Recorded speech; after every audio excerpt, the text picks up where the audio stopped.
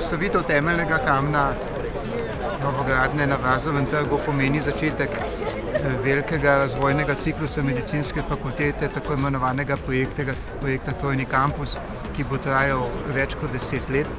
S tem bodo pomemben del medicinske stroke dobil primerne prostore za sodobno raziskovalno delo, ki je v luči vseh izzivov, ki nas čakajo v prihodnjih letih, izjemno pomembno.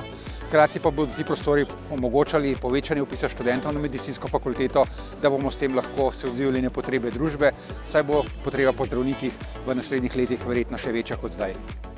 Dejansko je to zelo pomemben uvod v ta nov investicijski cikel, novogradenj, pa ne govorim samo seveda za Univerzo v Ljubljani. Podobno željo imajo tudi v Mariboru glede razširitve medicinske fakultete, pripravljajo ustrezno dokumentacijo. Torej, zelo dobro smo začeli, gre za investicije skoraj 400–500 milijonov evrov in mislim, da je to dobra popotnica za razvoj visokega šolstva in pa znanosti v naslednjih 10 letih pri nas.